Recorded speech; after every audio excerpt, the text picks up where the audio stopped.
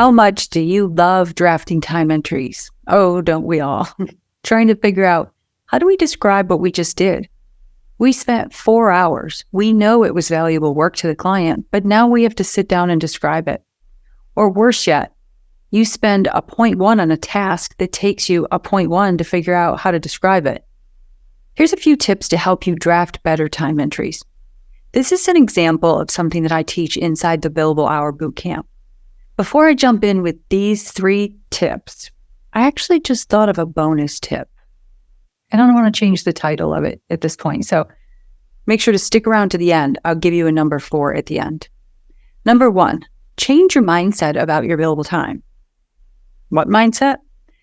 Well, the mindset that it's an administrative task that gets done when you finished all of your other work. It's getting in the way of you doing your actual work. That's not a good mindset. If you're a paralegal working in a firm that bills time to clients, then drafting billable time entries is part of your job, part of your actual work, the same way that getting that contract drafted or that brief e-filed. All right, number 2, know all of the ins and outs of your timekeeping software. I can't tell you the number of times that I've been inside a law firm doing a live session of the Billable Hour Boot Camp, and half of the people in the room didn't know that their firm's time entry software could do X, Y, or Z function. They just learned the basics of it when they first started at the firm, and when it was rolled out, maybe. In other words, they just learned enough to get by, to get the job done. The problem with that is that you could be taking longer than necessary getting your billable time entries into that system.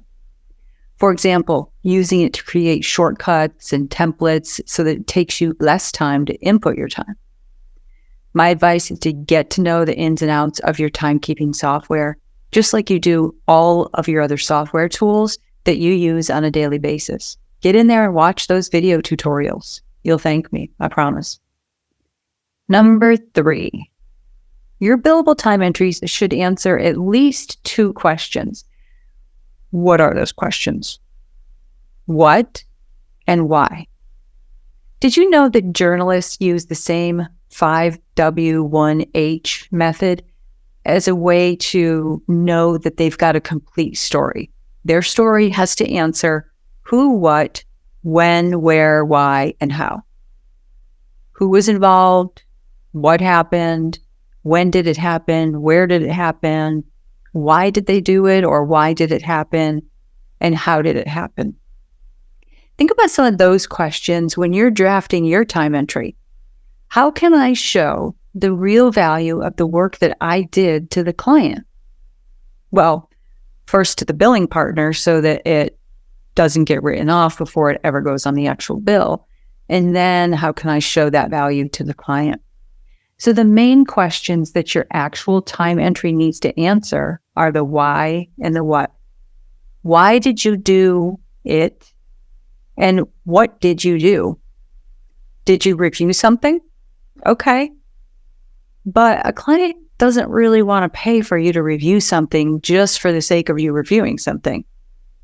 Review an analysis of documents for the sake of what? Why are you charging me, the client, to review my documents that I gave to the attorney? That's what they're thinking. That's where the why comes in.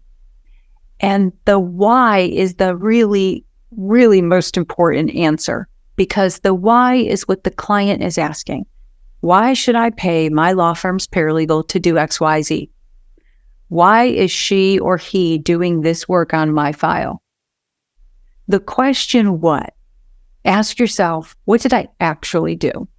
And one of the ways that you can answer that better and more effectively is if you're entering your time contemporaneous with doing the work, because then you remember all of the what that you did.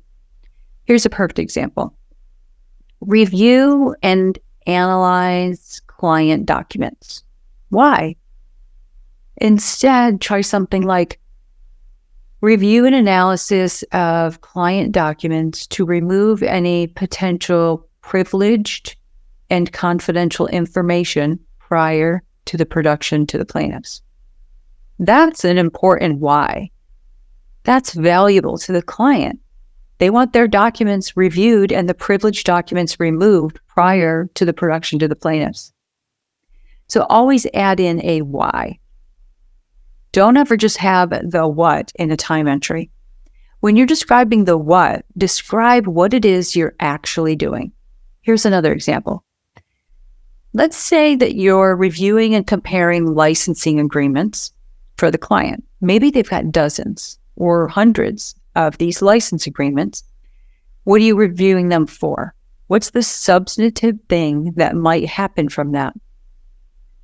Maybe when you're reviewing it, you're also preparing a chart, some type of comparison chart, a license agreement tracking chart, whatever it is. So think about maybe not only what you did, but what was the result of it?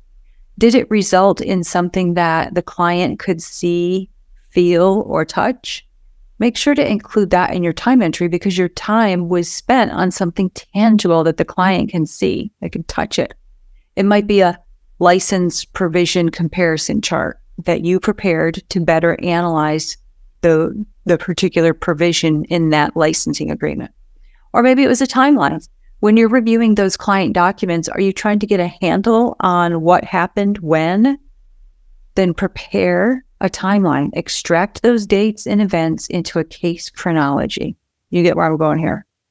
All right, so remember the questions: who, what, when, where, why, and how that are going to allow you to start drafting that time entry. But then make sure that the resulting time entry, every single one of them, that you draft at least the answers to what you did and why you did it. And the rest is going to be easy. Cake.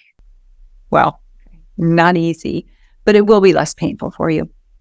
Think about it from the client's perspective. Why do I want to pay this lawyer or this paralegal to do this work for me? All right, the bonus number 4 that I thought of. If you're struggling to draft a time entry for something that you feel like it was somewhat clerical, but you're sitting there at your computer trying desperately to come up with a way to describe it in a way that makes it sound billable, well, it's probably not billable.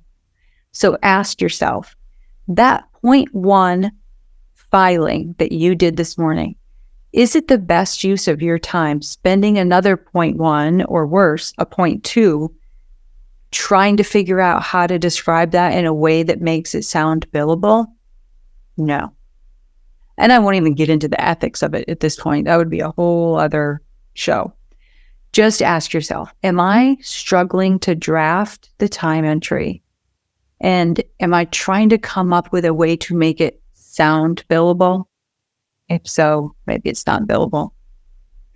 Okay, that's it for today's tips for drafting billable time entries.